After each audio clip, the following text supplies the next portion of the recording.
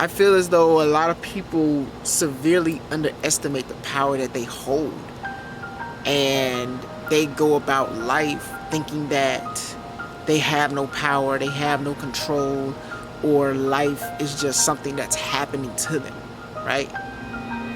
I want to help you change the narrative of that, right? I want to help you to switch your paradigm and help you to achieve your ultimate greatness.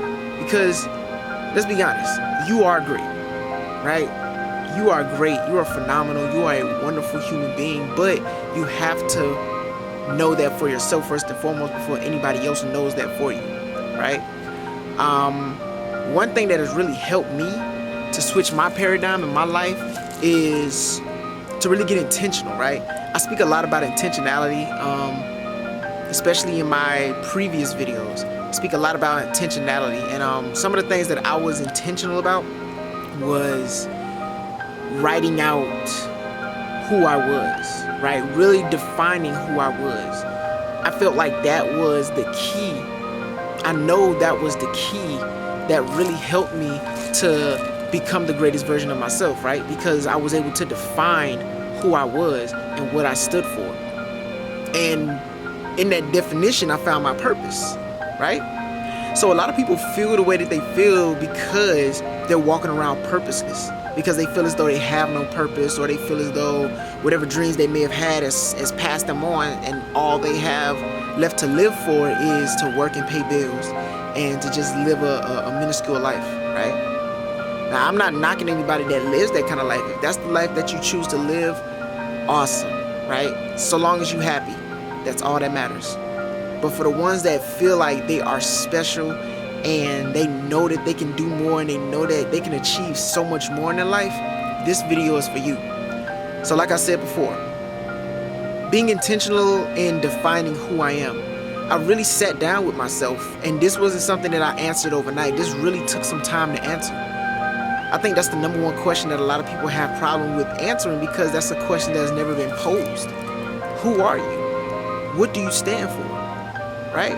Before you even think about what it is that you want to do, you need to first identify who you are, because if you don't identify who you are, you're susceptible to someone else's identification for you, right? You'll end up taking on a persona that's not even yours, and you'll end up losing your true authenticity in the process, right? Although, a side note to that, every path that you take is always leading you towards a different version of yourself. But we'll get into that shortly. Right now, I want to help you really define who you are. So really sit down with yourself and ask, who am I?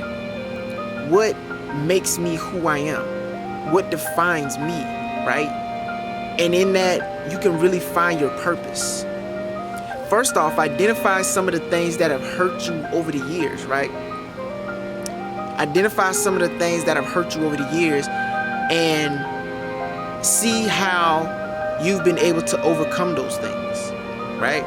See how you've been able to overcome those things. Because sometimes the things that hurt you can really help you to define who you are. Because when you understand what hurt you, you can now start a healing process. And once you start that healing process, you begin to develop different characteristics that are already within you. But now they're starting to reveal themselves in ways that you never thought were possible. So that's the first thing I want you to do. Really identify who you are. Who are you? Once you do that, define what it is that you want to do in life, right? Give yourself value, give yourself purpose. Who you are is the value. Now you're starting to focus on purpose. And your purpose is identified by the things that you've healed from. The things that you heal from can be a direct correlation to your purpose. I did an exercise not too long ago where I sat down.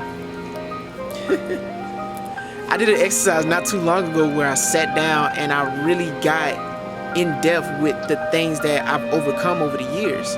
Because sometimes you're just doing the work and you don't really realize how much progress you've made until you've actually taken a step back and looked at all the progress you've made over the years, right? And doing this exercise, I realized that there were things that I had overcome so long ago that I didn't even realize that I was this whole new being, right?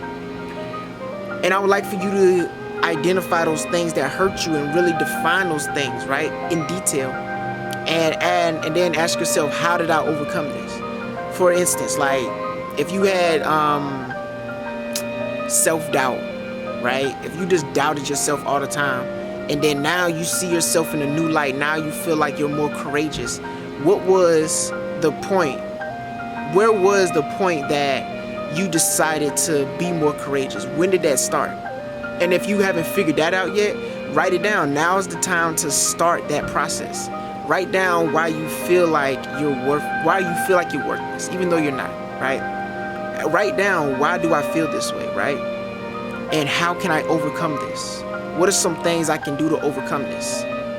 Another thing you can do is subconscious programming. And I think this one is the biggest ticket right here, because a lot of us are programmed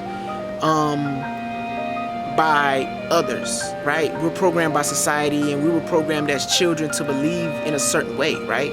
We were not necessarily taught how to love ourselves.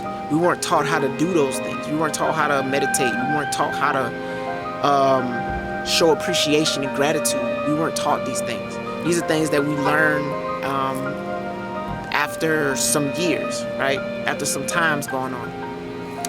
So really identify what subconscious programming you've picked up and how they play an effect in your life. One thing that I do every single day is I have affirmations. I say affirmations, and not only say them, I write them out as I say them. I write my affirmations out as I say them, and I also have a subconscious programming video that I listen to every single day.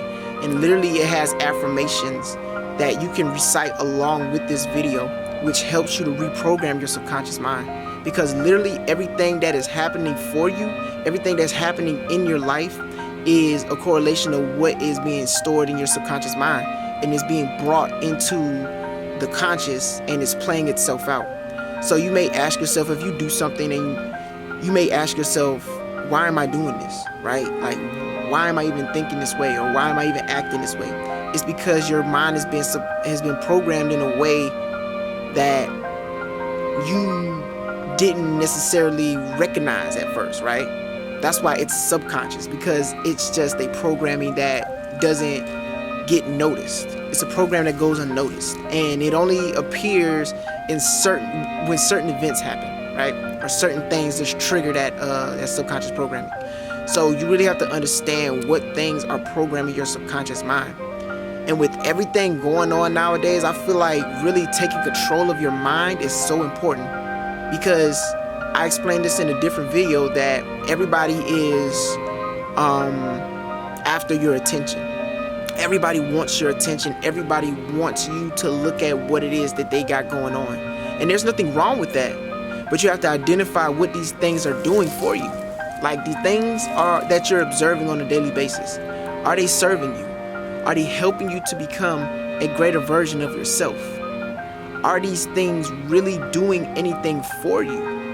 If they're doing nothing but wasting your time, and they're not giving you any sort of return, then you really have to take inventory of those things and really get those things out of your life and get those things out of your mind, and fill your mind up with things that allow you to grow and evolve and develop into a higher being, right? So that's another thing that I would like for you to consider. Take the time to really show gratitude and appreciation too for everything that's happening. I think gratitude is something that has to be practiced every single day, and gratitude is something that is only in the present moment. Gratitude is something that is only happening in the present moment. And it starts with the little things, like the really minute things that get overlooked on a daily basis, right? The best way to practice gratitude is to just recognize it on your day-to-day life, right? And let's be honest, we have so many opportunities to be grateful for, but because we feel and think the way that we feel and think, right? we don't pay heed to the gratitude that is in front of us, right? We don't pay heed to the gratitude that's in front of us. So it's important to understand that gratitude happens in small happenings, right? It happens in the little things. Gratitude, for example, can be something like you're walking towards a door and somebody just opens that door for you and you just walk right through. That's something to be grateful for because you didn't have to open that door yourself. Somebody opened it for you. That's something to really be grateful for. Or you were able to get to work or get home smoothly. There was no traffic. I'm grateful for that because my ride was smooth and I was able to focus on being grateful about other things instead of having to worry about traffic, right? The ride was just smooth. It all starts with the little things. And once you really start to practice gratitude, your whole life will change. I'm telling you, your whole life will change. And this one here is the biggest one, I'd say. Meditation. Meditation is my foundation. Meditation should be everybody's foundation because it allows you to be in the present moment. It allows you to enhance that gratitude that you're working on. And really, meditation gets you primed for everything. It gets you primed for understanding who you are.